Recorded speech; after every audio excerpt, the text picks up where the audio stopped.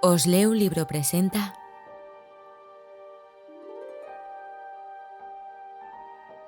Un curso de milagros. Libro de texto. Capítulo 4. Las ilusiones del ego. Introducción. La Biblia dice que si un hermano te pide que camines con él 1 milla, que le acompañes 2. Ciertamente, no sugiere que le retrases en su viaje. Tu dedicación a un hermano no puede tampoco retrasarte a ti. Solo puede conducir a un progreso mutuo. El resultado de una dedicación genuina es la inspiración, palabra que, si se entiende correctamente, es lo opuesto a la fatiga. Estar fatigado es estar desanimado, mas estar inspirado es estar en el espíritu. Ser egocéntrico es estar desanimado, mas estar centrado en sí mismo, en el buen sentido de la expresión, es estar inspirado o en el espíritu. Los verdaderamente inspirados están iluminados y no pueden morar en las tinieblas. Puedes hablar desde el espíritu o desde el ego, según elijas. Si hablas desde el espíritu, es que has decidido acatar las palabras «detente» y «reconoce que yo soy Dios».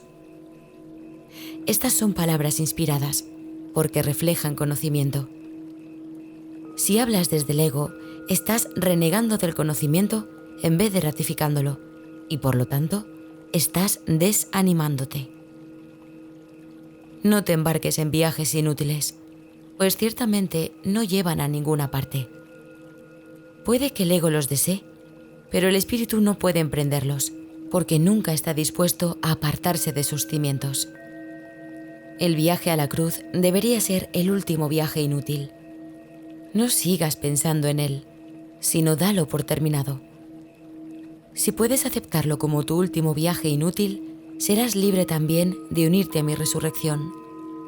Hasta que no lo hagas, estarás desperdiciando tu vida, ya que ésta simplemente seguirá siendo una repetición de la separación, de la pérdida de poder, de los esfuerzos fútiles que el ego lleva a cabo en busca de compensación y finalmente de la crucifixión del cuerpo o muerte. Estas repeticiones continuarán indefinidamente hasta que voluntariamente se abandonen. No cometas el patético error de aferrarte a la vieja y rugosa cruz. El único mensaje de la crucifixión es que puedes superar la cruz. Hasta que no la superes, eres libre de seguir crucificándote tan a menudo como quieras. Este no es el evangelio que quise ofrecerte.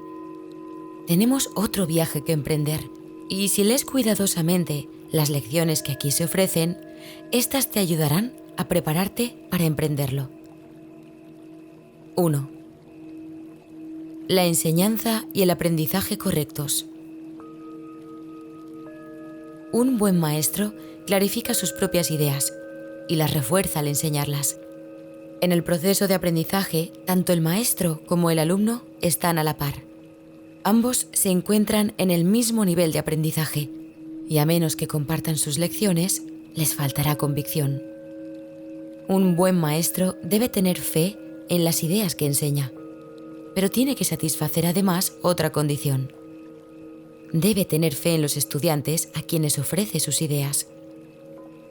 Muchos montan guardia en torno a sus ideas, porque quieren conservar sus sistemas de pensamiento intactos, y aprender significa cambiar. Los que creen estar separados siempre temen cambiar, porque no pueden concebir que los cambios sean un paso hacia adelante en el proceso de subsanar la separación. Siempre los perciben como un paso hacia una mayor separación, debido a que la separación fue su primera experiencia de cambio. ¿Crees que si no permites ningún cambio en tu ego, alcanzarás la paz? Esta marcada confusión solo puede tener lugar si sostienes que un mismo sistema de pensamiento puede erigirse sobre 2 cimientos distintos. Nada puede llegar al espíritu desde el ego, ni nada puede llegar al ego desde el espíritu. El espíritu no puede ni reforzar al ego ni aminorar el conflicto interno de éste. El ego en sí es una contradicción. Tu falso ser y el ser de Dios están en oposición, y lo están con respecto a sus orígenes, rumbos y desenlaces. Son fundamentalmente irreconocibles, porque el espíritu no puede percibir y el ego no puede gozar de conocimiento. No están, por lo tanto, en comunicación, ni jamás lo podrán estar. El ego, sin embargo, puede aprender, aun cuando su hacedor esté desencaminado.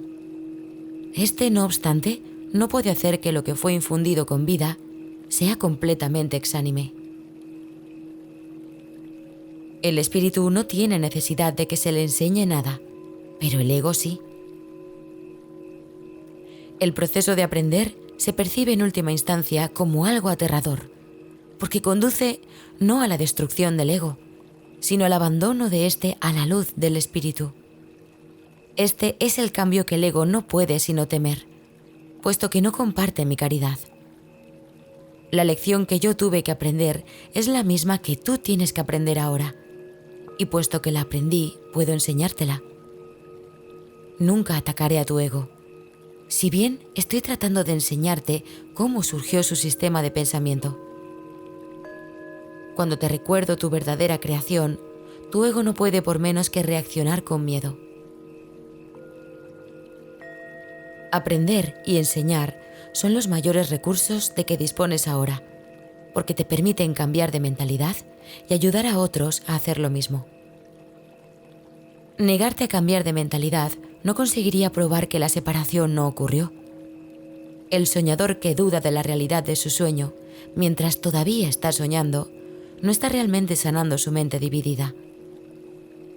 Tú sueñas con un ego separado y crees en el mundo que se basa en él. Todo ello te parece muy real. No puedes deshacerlo sin cambiar de mentalidad al respecto. Si estás dispuesto a renunciar al papel de guardián de tu sistema de pensamiento y ofrecérmelo a mí, yo lo corregiré con gran delicadeza y te conduciré de regreso a Dios.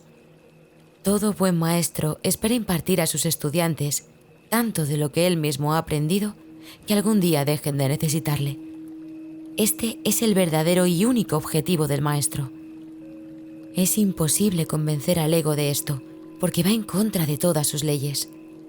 Pero recuerda que las leyes se promulgan para proteger la continuidad del sistema en que cree el que las promulga. Es natural que el ego trate de protegerse a sí mismo una vez que lo inventaste, pero no es natural que desees obedecer sus leyes a menos que tú creas en ellas. El ego no puede tomar esta decisión debido a la naturaleza de su origen, pero tú puedes tomarla debido a la naturaleza del tuyo. Los egos pueden chocar en cualquier situación, pero es imposible que el espíritu choque en absoluto. Si percibes a un maestro simplemente como un ego más grande, sentirás miedo, ya que agrandar un ego es aumentar la ansiedad que produce la separación. Enseñaré contigo y viviré contigo si estás dispuesto a pensar conmigo, pero mi objetivo será siempre eximirte finalmente de la necesidad de un maestro. Esto es lo opuesto al objetivo del maestro que se deja guiar por el ego. A ese solo le interesa el efecto que su ego pueda tener sobre otros egos y, por consiguiente, interpreta la interacción entre ellos como un medio de conservar su propio ego. Yo no podría dedicarme a enseñar si creyese eso, y tú no serás un maestro dedicado mientras lo creas. Se me percibe constantemente como un maestro al que hay que exaltar o rechazar, pero yo no acepto ninguna de esas dos percepciones de mí mismo. El que enseñes o aprendas no es lo que establece tu valía. Tu valía la estableció Dios. Mientras sigas oponiéndote a esto, todo lo que hagas te dará miedo, especialmente aquellas situaciones que tiendan a apoyar la creencia en la superioridad o la inferioridad.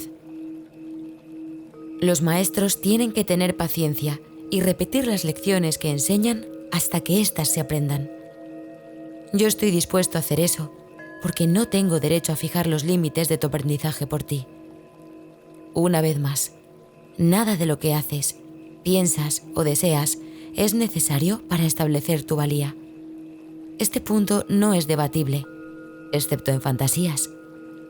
Tu ego no está nunca en entredicho, porque Dios no lo creó. Tu espíritu no está nunca en entredicho, porque Él lo creó. Cualquier confusión al respecto es ilusoria, y mientras perdure esa ilusión, no es posible tener dedicación alguna. El ego trata de explotar todas las situaciones para vanagloriarse, a fin de superar sus propias dudas. Seguirá lleno de dudas mientras tú sigas creyendo en su existencia. Tú que lo inventaste no puedes tener confianza en él, porque cuando estás en tu mente recta, te das cuenta de que no es real. La única solución cuerda es no tratar de cambiar la realidad, lo cual sería ciertamente aterrador, sino aceptarla tal como es. Tú formas parte de la realidad, la cual permanece inmutable más allá del alcance del ego, aunque fácilmente al alcance del espíritu. Cuando sientas miedo, aquíétate y reconoce que Dios es real y que tú eres su Hijo amado en quien Él se complace. No dejes que tu ego refute esto, porque el ego no puede conocer algo que está tan lejos de su alcance como lo estás tú. Dios no es el autor del miedo. El autor del miedo eres tú. Has elegido crear en forma diferente a como crea Él, y por lo tanto, has hecho posible el que puedas tener miedo. No estás en paz porque no estás desempeñando tu función. Dios te encomendó una función muy elevada que no estás llevando a cabo. Tu ego ha elegido estar atemorizado en vez de llevarla a cabo. Cuando despiertes, te será imposible entender esto, porque es literalmente increíble. No creas lo increíble ahora. Cualquier intento de incrementar su credibilidad es simplemente un intento de posponer lo inevitable. La palabra inevitable le causa terror al ego, pero es motivo de júbilo para el espíritu. Alcanzar a Dios es inevitable y tú no puedes eludirlo, de la misma manera en que Él no te puede eludir a ti. El ego tiene miedo del gozo del espíritu, porque una vez que lo hayas experimentado, dejarás de proteger y de atribuirle valor al miedo. Le atribuyes gran valor ahora porque el miedo es un testigo de la separación, y tu ego se regocija cuando das testimonio de ella. Repúdialo, no le escuches ni le ampares. Escucha únicamente a Dios, que es tan incapaz de engañar como lo es el espíritu que Él creó. Libérate y libera a otros. No les ofrezcas a los demás una imagen de ti mismo falsa e indigna, ni tampoco aceptes una imagen similar de ellos. El ego ha construido para ti un hogar mísero e inhóspito, porque no puede construir de ninguna otra manera. No trates de mantener en pie ese hogar ruinoso. En su debilidad radica tu fuerza. Solo Dios pudo erigir un hogar digno de sus creaciones, las cuales han elegido dejarlo vacío, desahuciándose a sí mismas. No obstante, su hogar seguirá en pie eternamente, listo para cuando decidas entrar a ocuparlo. De esto puedes estar completamente seguro. Dios es tan incapaz de crear lo perecedero como el ego de fabricar lo eterno. Desde tu ego no puedes hacer nada para salvarte o para salvar a otros, pero desde tu espíritu puedes hacer cualquier cosa para salvar a otros o para salvarte a ti mismo. La humildad es una lección para el ego, no para el espíritu. El espíritu está más allá de la humildad porque reconoce su esplendor y gustosamente irradia su luz por todas partes. Los mansos heredarán la tierra porque sus egos son humildes, y esto hace que su percepción sea más fidedigna. El reino de los cielos es el derecho del espíritu, cuya belleza y dignidad están mucho más allá de cualquier duda, más allá de la percepción, y se alzan para siempre como las señales del amor de Dios hacia sus creaciones, las cuales son absolutamente dignas de Él y solo de Él. Ninguna otra cosa es lo suficientemente valiosa como para poder ser una ofrenda para una creación de Dios mismo. Yo seré un sustituto de tu ego si así lo deseas, pero nunca de tu espíritu.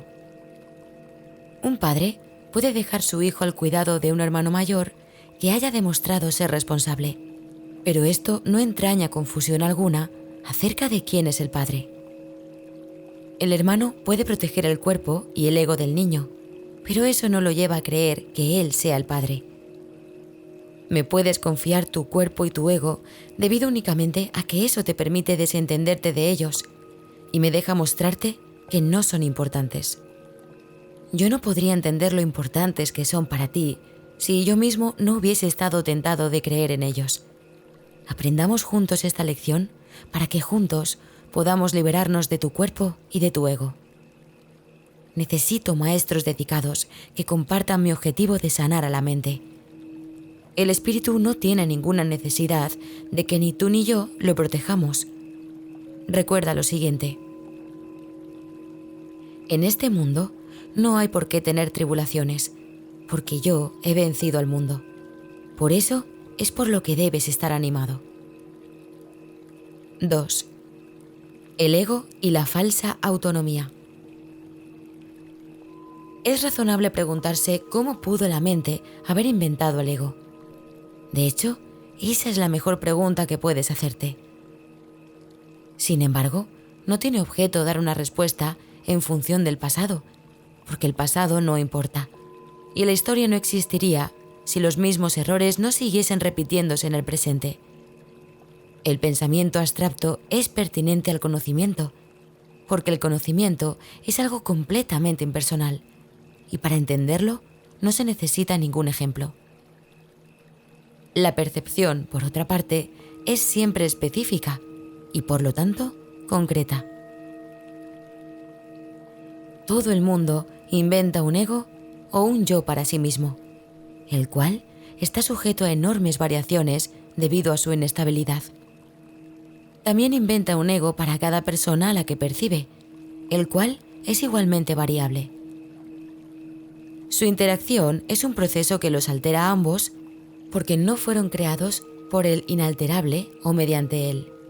Es importante darse cuenta de que esta alteración ocurre con igual facilidad, tanto si la interacción tiene lugar en la mente como si entraña proximidad física. Pensar acerca de otro ego es tan eficaz en el proceso de cambiar la percepción relativa como lo es la interacción física.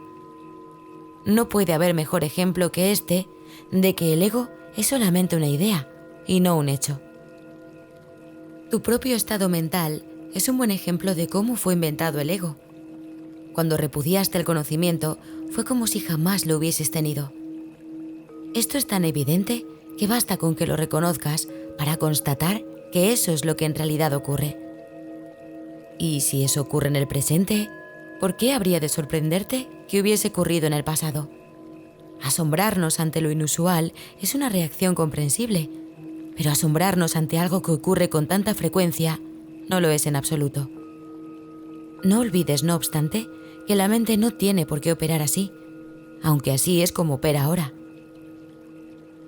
Piensa en el amor que los animales sienten por sus crías y en la necesidad que sienten de protegerlas. Eso se debe a que las consideran parte de sí mismos. Nadie repudia lo que considera parte de sí mismo. La manera en que reaccionas ante tu ego es similar a cómo Dios reacciona ante sus creaciones con amor, con protección y con caridad. Tus reacciones ante el yo que inventaste no son sorprendentes. De hecho, son muy similares a la forma en que algún día reaccionarás ante tus creaciones reales, las cuales son tan eternas como tú. No es cuestión, por lo tanto, de cómo reaccionas ante el ego, sino de lo que crees ser. Creer es una función del ego, y mientras tu origen siga sujeto a interpretaciones, lo seguirás viendo desde el punto de vista del ego. Cuando el aprendizaje deje de ser necesario, simplemente conocerás a Dios. La creencia de que hay otra forma de percibir es la idea más sublime de que es capaz el pensamiento del ego. Ello se debe a que dicha idea reconoce, aunque sea mínimamente, que el ego no es el ser.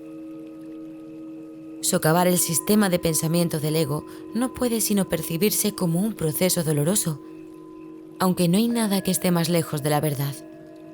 Los bebés gritan de rabia cuando se les quita un cuchillo o unas tijeras, a pesar de que, si no se hiciese, podrían lastimarse. En este sentido, todavía eres un bebé. No tienes una idea clara de lo que es el verdadero instinto de conservación y probablemente decidirás que necesitas precisamente lo que más daño te haría. Sin embargo, tanto si lo reconoces ahora como si no, has acordado cooperar en el empeño por llegar a ser inofensivo y servicial, atributos estos que son necesariamente inseparables. Incluso las actitudes que tienes a ese respecto son necesariamente conflictivas, puesto que todas las actitudes están basadas en el ego. Esto, sin embargo, no perdurará. Ten paciencia mientras tanto y recuerda que el desenlace es tan seguro como Dios. Solo aquellos que tienen una sensación real y duradera de abundancia pueden ser verdaderamente caritativos. Esto resulta obvio cuando consideras lo que realmente quiere decir ser caritativo. Para el ego, dar cualquier cosa significa tener que privarse de ella. Cuando asocias el acto de dar con el sacrificio, das solamente porque crees que, de alguna forma, vas a obtener algo mejor y puedes, por lo tanto, prescindir de la cosa que das. Dar para obtener es una ley ineludible del ego, que siempre se evalúa a sí mismo en función de otros egos. Por lo tanto, estás siempre obsesionado con la idea de la escasez, que es la creencia que le dio origen. Su percepción de otros egos como entes reales no es más que un intento de convencerse a sí mismo de que él es real. El amor propio, desde el punto de vista del ego, no significa otra cosa que el ego se ha engañado a sí mismo creyendo que es real y, por lo tanto, está temporalmente menos inclinado a saquear. Ese amor propio es siempre vulnerable a la tensión. Término este que se refiere a cualquier cosa que él perciba como una amenaza a su existencia. El ego vive literalmente a base de comparaciones. La igualdad es algo que está más allá de lo que puede entender y, por lo tanto, le es imposible ser caritativo. Lo que el ego da nunca emana de una sensación de abundancia, porque él fue engendrado precisamente como un sustituto de esta. Por esto es por lo que el concepto de obtener surgió en su sistema de pensamiento. Los apetitos son mecanismos para obtener que representan la necesidad del ego de ratificarse a sí mismo. Esto es cierto tanto en el caso de los apetitos corporales como en el de las llamadas necesidades más elevadas del ego. El origen de los apetitos corporales no es físico. El ego considera al cuerpo como su hogar y trata de satisfacerse a sí mismo a través de él. Pero la idea de que eso es posible es una decisión de la mente, que está completamente confundida acerca de lo que realmente es posible. El ego cree que tiene que valerse por sí mismo para todo, lo cual no es más que otra forma de describir cómo cree que él mismo se originó. Es este un estado de tanto temor que lo único que puede hacer es dirigirse a otros egos y tratar de unirse a ellos en un débil intento de identificarse con ellos o atacarlos en una demostración, igualmente débil, de fuerza. No es libre, no obstante, de poner en tela de juicio la premisa que da lugar a todo eso, pues esa premisa es su base.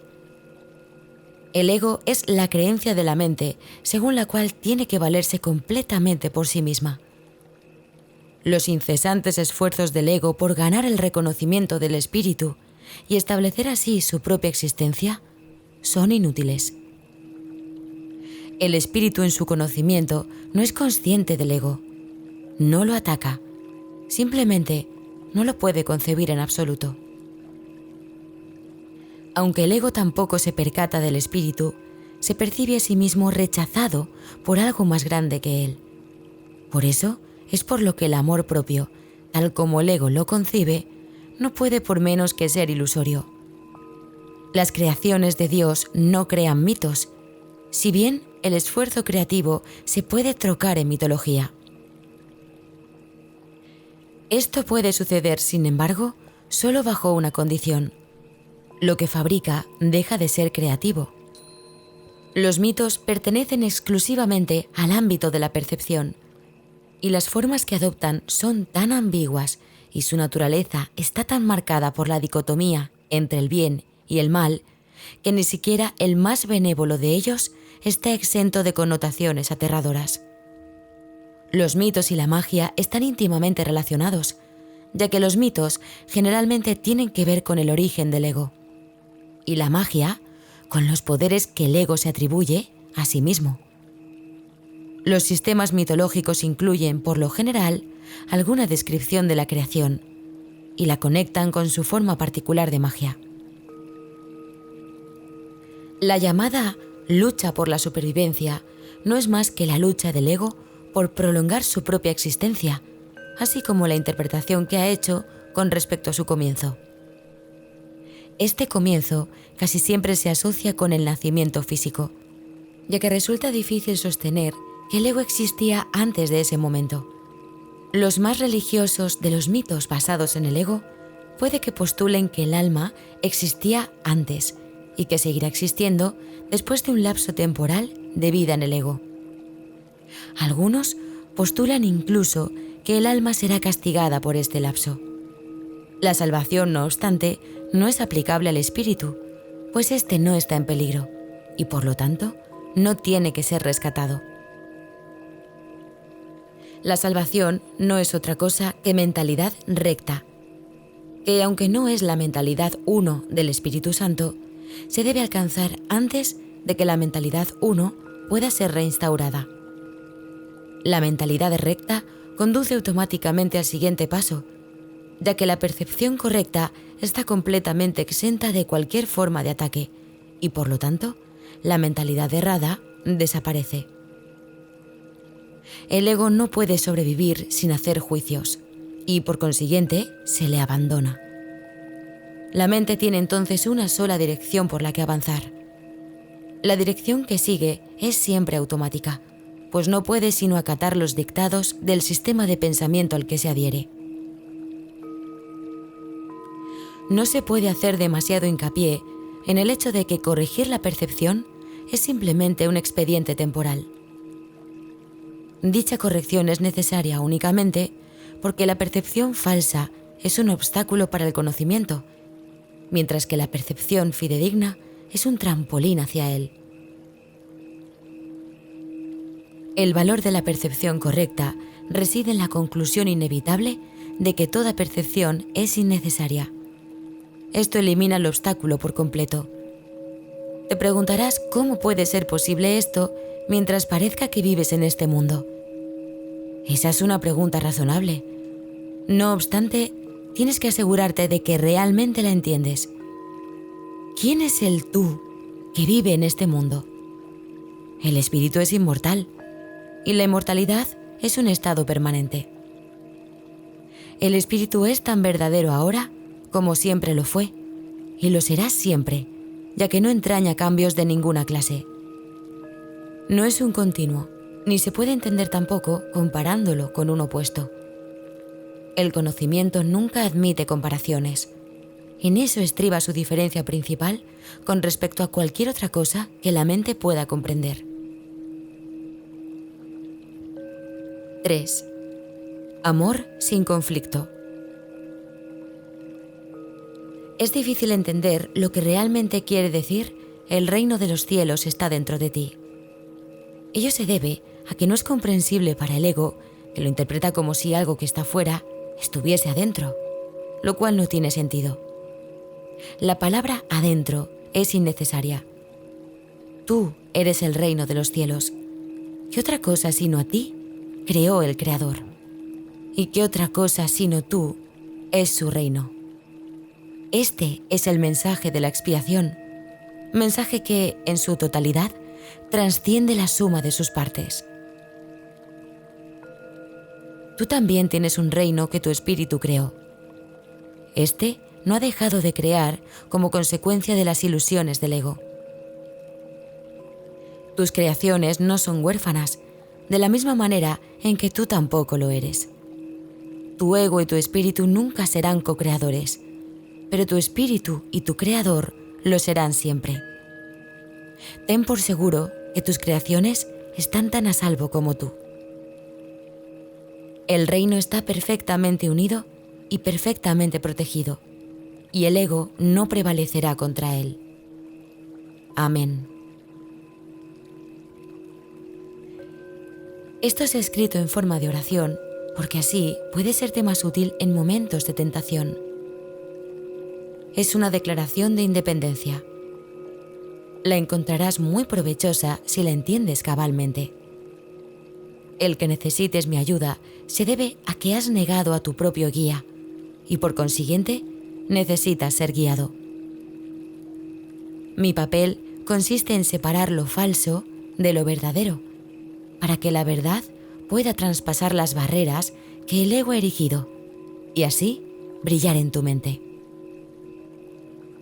El ego no puede imperar en contra de nuestra fuerza conjunta. Es seguro que a estas alturas resulta evidente por qué el ego considera que el espíritu es su enemigo. El ego surgió como resultado de la separación, y la continuidad de su existencia depende de que tú sigas creyendo en la separación. El ego tiene que ofrecerte algún tipo de recompensa para que sigas abrigando esta creencia. Lo único que puede ofrecerte es una sensación de existencia temporal que se origina con su propio comienzo y termina con su propio final. Te dice que esa vida es tu existencia, porque es la suya propia. Frente a esta sensación de existencia temporal, el espíritu te ofrece el conocimiento de la permanencia y de la inmutabilidad del estado del ser. Nadie que haya experimentado la revelación de esto puede volver a creer completamente en el ego otra vez. ¿Cómo iba a poder imperar su miserable oferta por encima del glorioso regalo que Dios te hace? Tú, que te identificas con el ego, no puedes creer que Dios te ame. No amas lo que hiciste, y lo que hiciste no te ama a ti. El ego, que fue engendrado como resultado de tú haber negado al Padre, no le guarda lealtad a su Hacedor. No puedes ni imaginarte la relación real que existe entre Dios y sus creaciones, debido al odio que le tienes al ser que fabricaste. Proyectas sobre el ego tu decisión de estar separado, y esto entra en conflicto con el amor que, por ser su hacedor, sientes por él. No hay amor en este mundo que esté exento de esta ambivalencia, y puesto que ningún ego ha experimentado amor sin ambivalencia, el amor es un concepto que está más allá de su entendimiento. El amor aflorará de inmediato en cualquier mente que de verdad lo desee, pero tiene que desearlo de verdad.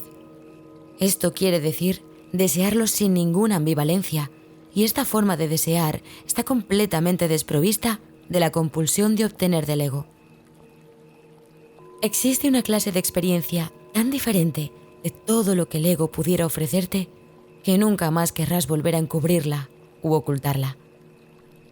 Es necesario repetir que tu creencia en la oscuridad y en la ocultación es la razón de que la luz no pueda pasar.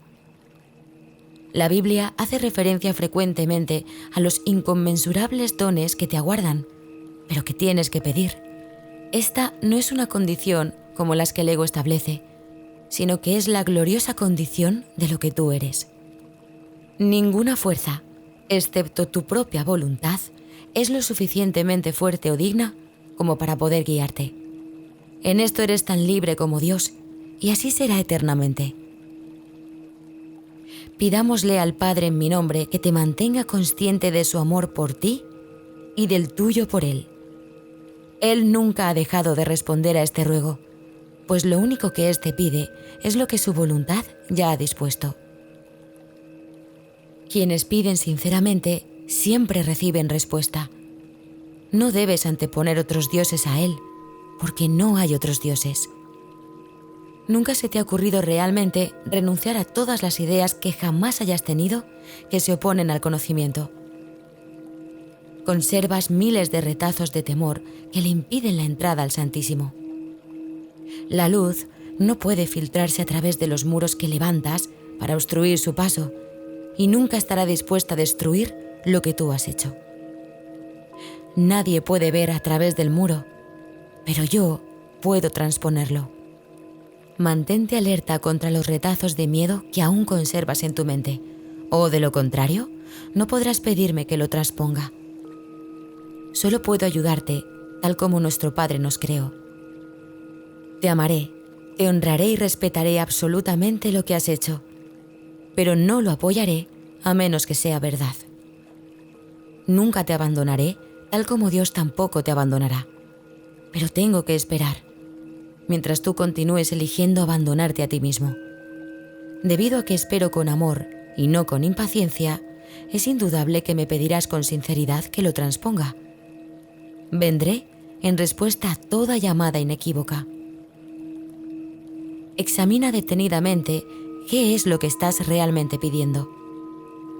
Sé muy honesto contigo mismo al respecto, pues no debemos ocultarnos nada el uno al otro.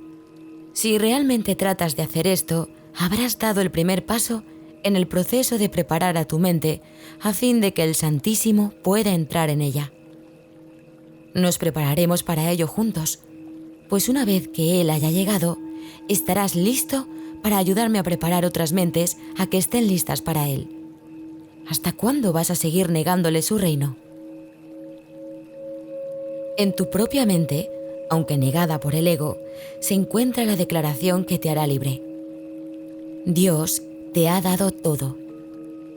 Este simple hecho significa que el ego no existe, y esto le atemoriza mortalmente. En el lenguaje del ego, tener y ser significan dos cosas distintas, si bien para el Espíritu Santo son exactamente lo mismo. El Espíritu Santo sabe que lo tienes todo y que lo eres todo. Cualquier distinción al respecto es significativa solamente cuando la idea de obtener, que implica carencia, ha sido previamente aceptada. Por eso es por lo que no hacemos ninguna distinción entre tener el reino de Dios y ser el reino de Dios. Al sereno ser del reino de Dios, del que eres perfectamente consciente cuando estás en tu sano juicio, se le expulsa sin miramientos de aquella parte de la mente que el ego rige. El ego está desesperado, porque se enfrenta a un contrincante literalmente invencible, tanto si estás dormido como si estás despierto. Observa cuánta vigilancia has estado dispuesto a ejercer para proteger a tu ego, y cuán poca para proteger a tu mente recta.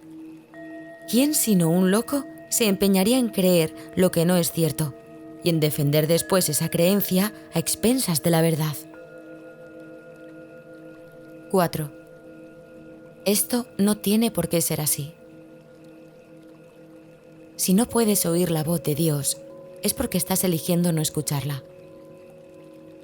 Pero que sí escuchas a la voz de tu ego, lo demuestran tus actitudes, tus sentimientos y tu comportamiento. No obstante, eso es lo que quieres. Eso es por lo que luchas y lo que procuras proteger manteniéndote alerta.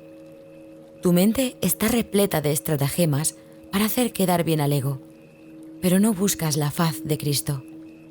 El espejo en el que el ego trata de ver su rostro es ciertamente tenebroso.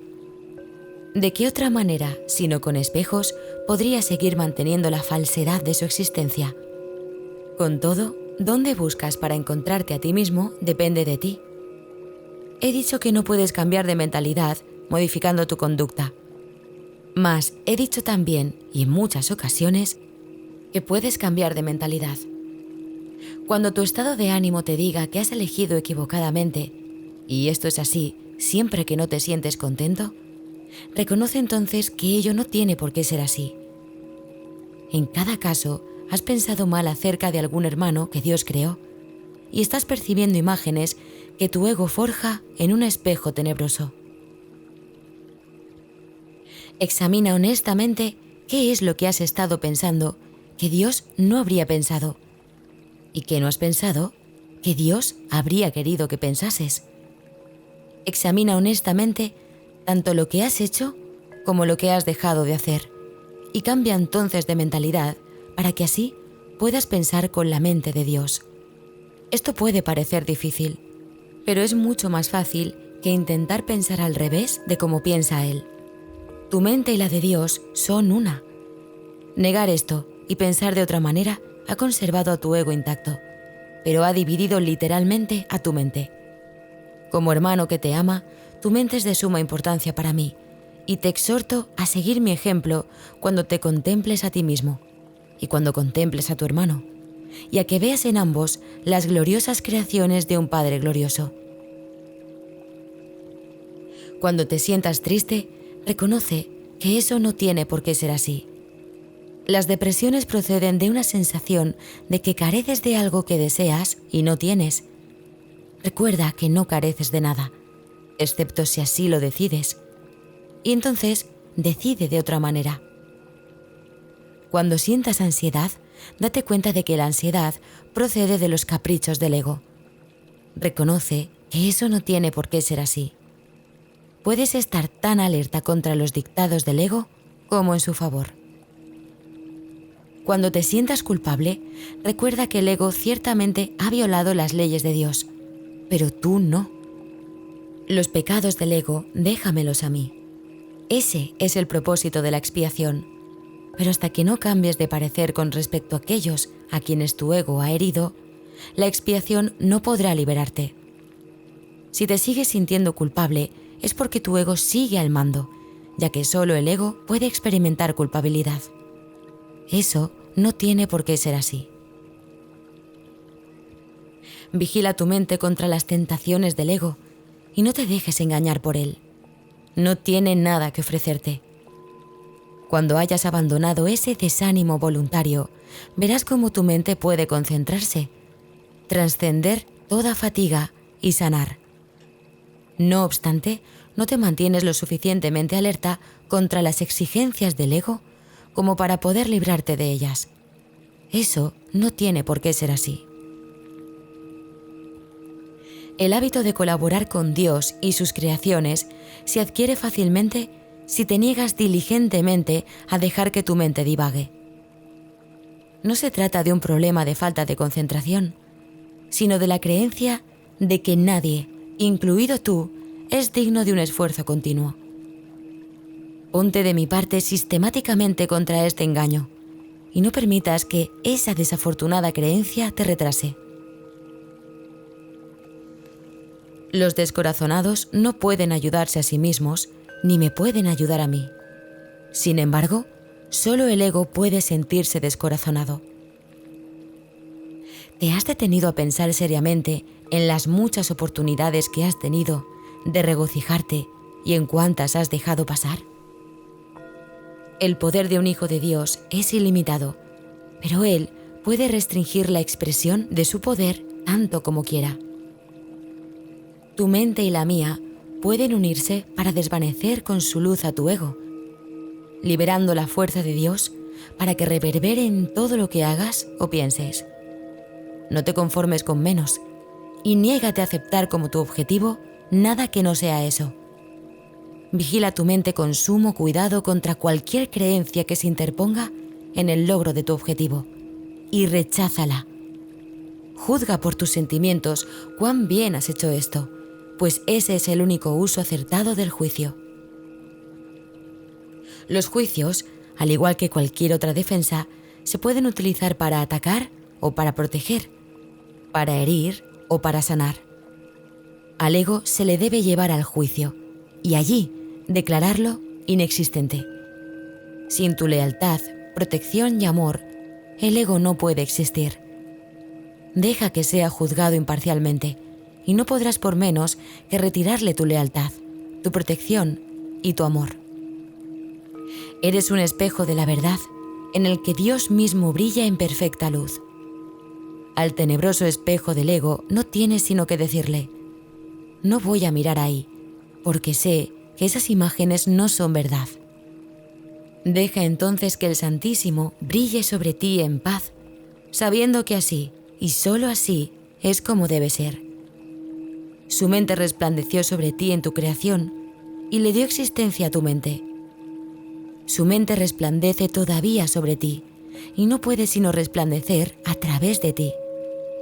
Tu ego no puede impedir que Dios resplandezca sobre ti, pero sí puede impedirte que le dejes resplandecer a través de ti. El primer advenimiento de Cristo no es más que otro nombre para la creación, pues Cristo es el Hijo de Dios. El segundo advenimiento de Cristo no significa otra cosa que el fin del dominio del ego y la curación de la mente. Al igual que tú, fui creado en el primero, y te he llamado para que te unas a mí en el segundo. Estoy a cargo del segundo advenimiento. Mi juicio, que se usa solamente como protección, no puede ser erróneo porque nunca ataca. El tuyo puede estar tan distorsionado que hasta creas que me equivoqué al escogerte. Te aseguro que eso es un error de tu ego. No lo confundas con humildad. Tu ego está tratando de convencerte de que él es real y de que yo no lo soy, ya que si yo soy real, no puedo ser más real que tú.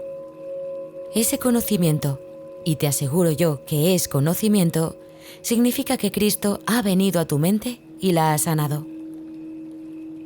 Yo no ataco a tu ego. Trato con tu mente superior, la morada del Espíritu Santo, tanto si estás dormido como si estás despierto, al igual como tu ego trata con tu mente inferior, que es su hogar. Me mantengo alerta por ti con respecto a esto, porque tú estás tan confundido que te resulta imposible reconocer tu propia esperanza. No estoy equivocado. Tu mente optará por unirse a la mía y juntos seremos invencibles. Tú y tu hermano os uniréis finalmente en mi nombre y vuestra cordura os será restaurada. Resucité a los muertos porque sabía que la vida era un atributo eterno de todo lo que el Dios viviente creó. ¿Por qué crees que habría de ser más difícil para mí inspirar a los desanimados o estabilizar lo inestable? Yo no creo que haya grados de dificultad en los milagros. Tú sí. Te he llamado y tú responderás. Yo comprendo que los milagros son acontecimientos naturales, porque son expresiones de amor. El que yo te llame es tan natural como el que tú me respondas, e igualmente inevitable. 5. La ilusión del ego-cuerpo. Todas las cosas obran conjuntamente para el bien. En esto no hay excepciones, salvo a juicio del ego. El ego se mantiene extremadamente alerta con respecto a lo que permite llegar hasta la conciencia, y esa no es la manera en que una mente equilibrada se mantiene ecuánime. El desequilibrio del ego se acentúa aún más porque mantiene su motivación principal oculta de tu conciencia y hace que el control predomine sobre la cordura. El ego tiene todas las razones del mundo para hacer esto, de acuerdo con el sistema de pensamiento que le dio origen y al que sirve. Puesto que el sano juicio juzgaría irrevocablemente contra él, el ego lo tiene que eliminar en aras de su propia supervivencia. Una de las causas principales del estado de desequilibrio del ego es su falta de discernimiento entre lo que es el cuerpo y lo que son los pensamientos de Dios. Los pensamientos de Dios son inaceptables para el ego, porque apuntan claramente al hecho de que Él no existe. El ego, por lo tanto, los distorsiona o se niega a aceptarlos, pero no puede hacer que dejen de existir.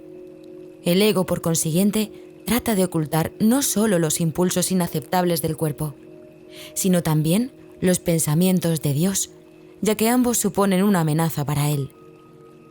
Dado que lo que básicamente le preocupa es su propia supervivencia ante cualquier amenaza, el ego los percibe a ambos como si fueran lo mismo.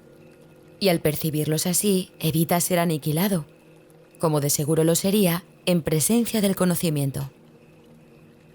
Cualquier sistema de pensamiento que confunda a Dios con el cuerpo no puede por menos que ser demente. Sin embargo, esa confusión es esencial para el ego, que juzga únicamente en función de lo que supone o no una amenaza para él. En cierto sentido, su temor a Dios es cuando menos lógico, puesto que la idea de Dios hace que el ego se desvanezca. Pero que le tenga miedo al cuerpo, con el que se identifica tan íntimamente, no tiene ningún sentido. El cuerpo es el hogar que el ego ha elegido para sí. Esta es la única identificación con la que se siente seguro, ya que la vulnerabilidad del cuerpo es su mejor argumento de que tú no puedes proceder de Dios. Esta es la creencia que el ego apoya fervientemente. Sin embargo, odia al cuerpo porque no lo considera lo suficientemente bueno como para ser su hogar. En este punto es donde la mente queda definitivamente aturdida. Habiéndole dicho el ego que ella es realmente parte del cuerpo y que el cuerpo es su protector, también le dice que el cuerpo no puede protegerla. Por consiguiente, la mente inquiere: ¿dónde puedo encontrar protección? A lo que el ego responde: en mí. La mente, y no sin razón, le recuerda al ego que él mismo ha insistido que con lo que ella se tiene que identificar es con el cuerpo, de modo que no tiene objeto recurrir a él para obtener protección. El ego no dispone de una respuesta plausible para esto, puesto que no la hay, pero sí dispone de una solución típica: eliminar la pregunta de la conciencia. Una vez fuera de la conciencia, la pregunta puede producir desasosiego, y de hecho lo produce, pero no puede ser contestada porque no puede ser planteada. Esta es la pregunta que debes hacerte: ¿a dónde debo acudir en busca de protección? Busca y hallarás no significa que tengas que buscar ciega y desesperadamente algo que no podrías reconocer. La búsqueda que tiene sentido se emprende conscientemente, se organiza conscientemente y se dirige conscientemente. El objetivo debe formularse claramente y luego tenerse siempre presente. Aprender y querer aprender son inseparables. Te resulta más difícil aprender cuando crees que lo que estás tratando de aprender tiene valor para ti. Ahora bien, no todo lo que tal vez quieras aprender tiene valor duradero. En realidad, muchas de las cosas que quieres aprender tal vez las hayas escogido precisamente porque su valor es efímero. El ego cree que es una ventaja no comprometerse con nada que sea eterno, ya que lo eterno solo puede proceder de Dios. La eternidad es la única función que el ego ha tratado de desarrollar, si bien ha fracasado repetidamente. El ego transige con la cuestión de lo eterno, al igual que con todas las cuestiones que de algún modo tienen que ver con la verdadera pregunta, la cual espera encubrir y mantener fuera de la conciencia, ocupándose de asuntos marginales. La tendencia típica del ego de estar continuamente ocupado con nimiedades tiene como objeto apoyar ese propósito. Uno de sus ardides favoritos para obstaculizar el aprendizaje es embarcarse en problemas diseñados de tal manera que su resolución sea imposible. La pregunta que nunca formulan quienes se embarcan en tales maniobras dilatorias es: ¿para qué? Esa es la pregunta que tú tienes que aprender a plantear en relación con todo. ¿Qué propósito tiene esto? Sea cual fuere, dirigirá tus esfuerzos automáticamente. Cuando tomas una decisión con respecto a un propósito, tomas una decisión con respecto a los esfuerzos que vas a llevar a cabo en el futuro. Y esa decisión permanecerá en vigor a menos que cambies de parecer. 6. Las recompensas de Dios. El ego no reconoce el verdadero origen de la amenaza. Y si tú te identificas con el ego, no entenderás la situación tal como es. Lo único que le confiere al ego poder sobre ti es la lealtad que le guardas. Me he referido al ego como si fuera una entidad separada que actúa por su cuenta. Esto ha sido necesario para persuadirte de que no puedes descartarlo a la ligera y de que tienes que darte cuenta de cuán extensa es la parte de tu pensamiento que él controla. Sin embargo, no nos podemos detener ahí, pues de lo contrario, no podrías sino pensar que mientras estés aquí, o mientras creas estar aquí, estarás en conflicto. El ego no es más que una parte de lo que crees acerca de ti. Tu otra vida ha continuado sin ninguna interrupción y has sido y serás siempre completamente inmune a tus intentos de disociarte de ella. En el proceso de aprender a escapar de las ilusiones, es imprescindible que nunca te olvides de la deuda que tienes con tu hermano. Es la misma deuda que tienes conmigo. Cuando actúas egoístamente con otro, repudias la gracia que esta deuda te ofrece y la percepción santa que produciría. La palabra santa puede usarse aquí porque a medida que aprendes cuán endeudado estás con toda la filiación, la cual me incluye a mí, te aproximas tanto al conocimiento como la percepción lo permite. La brecha que entonces queda es tan diminuta que el conocimiento puede salvarla y eliminarla para siempre. Todavía tienes muy poca confianza en mí, pero esta aumentará a medida que recurras más y más a mí, en vez de a tu ego, en busca de consejo. Los resultados te irán convenciendo cada vez más de que esta es la única elección cuerda que puedes hacer.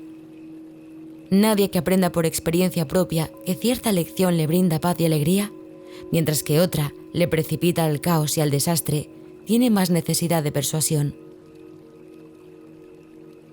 Es más eficaz aprender a base de recompensas que a base de dolor, porque el dolor es una ilusión del ego y no puede producir más que un efecto temporal. Las recompensas de Dios, en cambio, se reconocen inmediatamente como eternas. Puesto que este reconocimiento lo haces tú y no el ego, el reconocimiento mismo establece que tú y el ego no podéis ser lo mismo. Tal vez creas que ya has aceptado esto, pero aún no estás convencido de ello en absoluto. Prueba de ello es el hecho de que crees que debes escaparte del ego. Sin embargo, no puedes escaparte de él humillándolo, controlándolo o castigándolo. El ego y el espíritu no se conocen. Solo mediante la disociación puede la mente separada mantener vigente la separación. Una vez que ha hecho esto, niega todos los impulsos verdaderamente naturales, no porque el ego sea una cosa separada, sino porque quieres creer que tú lo eres. El ego es un mecanismo para seguir albergando esta creencia, pero sigue siendo únicamente tu decisión de usar tal mecanismo lo que lo perpetúa. ¿Cómo puedes enseñarle a alguien el valor de algo que él mismo ha desechado deliberadamente? Tiene que haberlo desechado porque no le atribuyó ningún valor. Lo único que puedes hacer es mostrarle cuánta infelicidad le causa su ausencia e írselo acercando lentamente para que pueda ver cómo mengua su infortunio según él se aproxima a ello. Esto le enseña a asociar su infelicidad con la ausencia de lo que desechó y lo opuesto a la infelicidad con su presencia. Comenzará a desearlo gradualmente a medida que cambie de parecer con respecto a su valor. Te estoy enseñando a que asocies la infelicidad con el ego y la felicidad con el espíritu. Tú te has enseñado a ti mismo lo contrario. Sigues siendo libre de elegir, mas a la vista de las recompensas de Dios, ¿puedes realmente desear las recompensas del ego? De momento, la confianza que yo tengo en ti es mayor que la que tú tienes en mí, pero no siempre será así. Tu misión es muy simple. Se te pide que vivas de tal forma que demuestres que no eres un ego. Y yo no me equivoco al elegir los canales de Dios.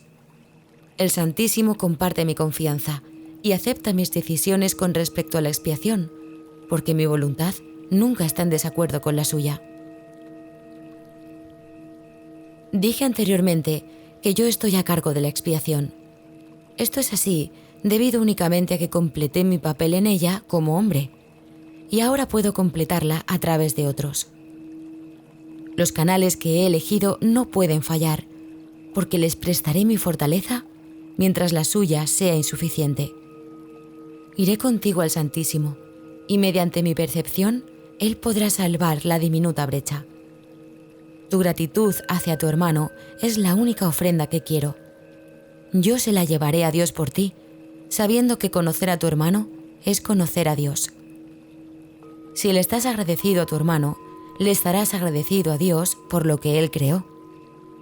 Mediante tu gratitud podrás llegar a conocer a tu hermano, y un momento de verdadero reconocimiento convierte a todo el mundo en tu hermano, porque cada uno de ellos es hijo de tu Padre.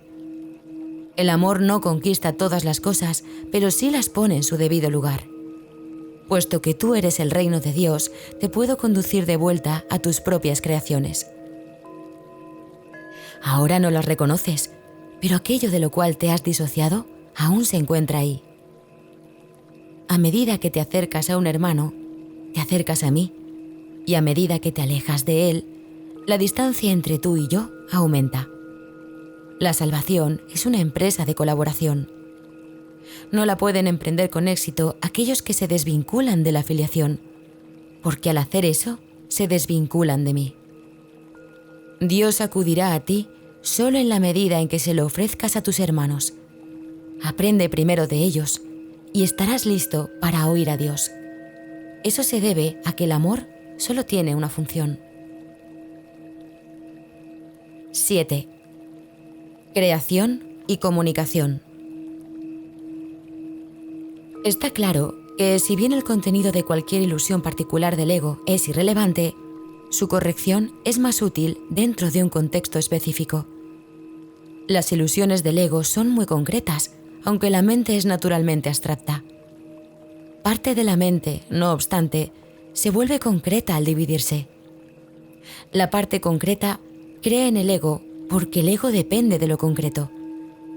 El ego es aquella parte de la mente que cree que lo que define tu existencia es la separación. Lo único que el ego percibe es un todo separado, desprovisto de las relaciones que presupone el estado de ser.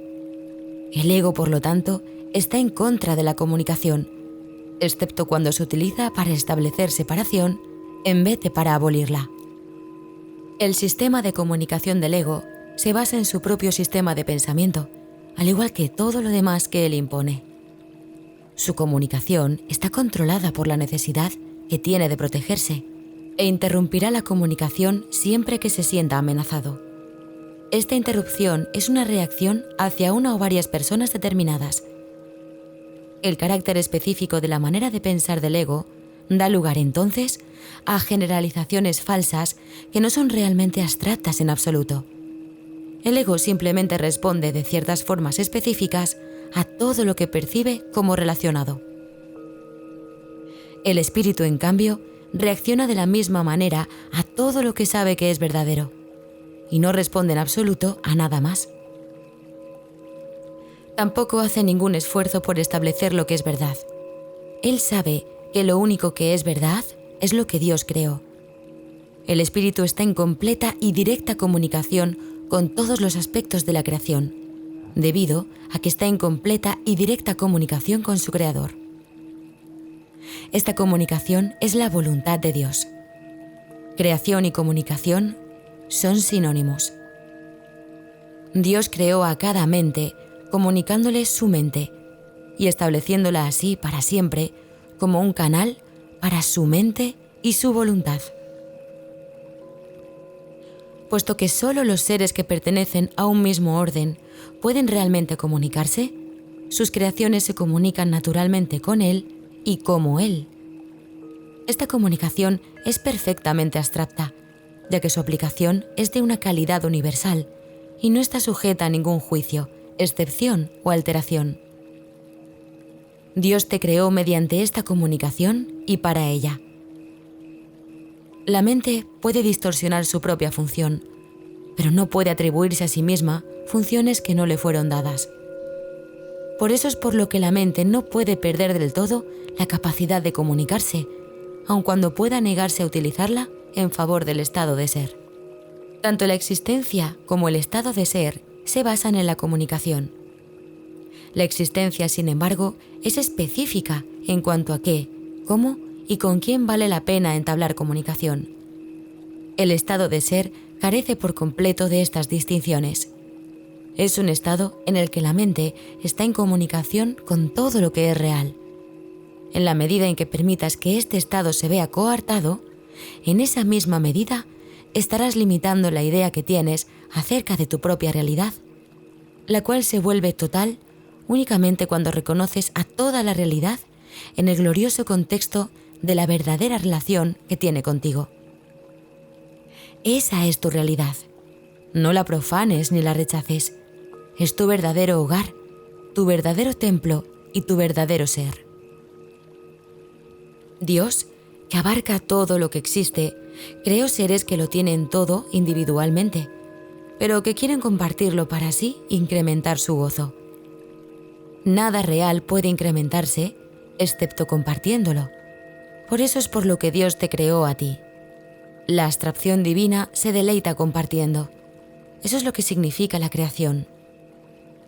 Las preguntas ¿qué?, ¿cómo? y ¿con quién? Son irrelevantes toda vez que la verdadera creación lo da todo, ya que solo puede crear a semejanza propia. Recuerda que la diferencia que hay entre tener y ser en la existencia, en el reino no existe. En el estado de ser, la mente siempre lo da todo. La Biblia afirma repetidamente que debes alabar a Dios. Esto no quiere decir que debas decirle cuán maravilloso es. Dios no tiene un ego con el que aceptar tal alabanza, ni percepción con qué juzgarla. Pero a menos que desempeñes el papel que te corresponde en la creación, su gozo no será total, porque el tuyo no lo es. Y Él ciertamente sabe esto.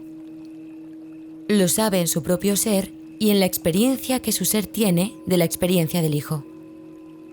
El constante fluir de su amor se obstruye cuando sus canales están cerrados y se siente solo cuando las mentes que Él creó no se comunican plenamente con Él. Dios ha salvaguardado tu reino, pero no puede compartir su gozo contigo hasta que no conozcas el reino con toda tu mente. La revelación no es suficiente, porque es una comunicación de Dios hacia ti solamente. Dios no tiene necesidad de que se le devuelva la revelación, lo cual sería claramente imposible, pero sí desea que se transmita a otros. Esto no se puede hacer con la revelación en sí, pues su contenido no puede ser expresado debido a que es algo sumamente personal para la mente que lo recibe. No obstante, dicha mente la puede extender a otras mentes, mediante las actitudes generadas por la sabiduría que se deriva de la revelación. Dios es alabado cada vez que una mente aprende a ser completamente servicial. Esto, sin embargo, es imposible, a menos que también aprenda a ser completamente inofensiva, pues ambas creencias tienen que coexistir. Los que son verdaderamente serviciales son a su vez invulnerables, porque no protegen a sus egos y, por lo tanto, nada puede hacerles daño. Su espíritu servicial es la manera en que alaban a Dios, y Él les devolverá las alabanzas que le hagan, porque ellos son como Él y pueden regocijarse juntos. Dios se extiende hasta ellos y a través de ellos, y cunde una gran alegría por todo el reino. Cada mente que ha sido transformada contribuye a aumentar esta alegría al estar individualmente dispuesta a compartirla. Los verdaderamente serviciales son los obradores de milagros de Dios, a quienes yo dirijo hasta que estemos todos unidos en el júbilo del reino. Yo te dirigiré allí donde puedas ver verdaderamente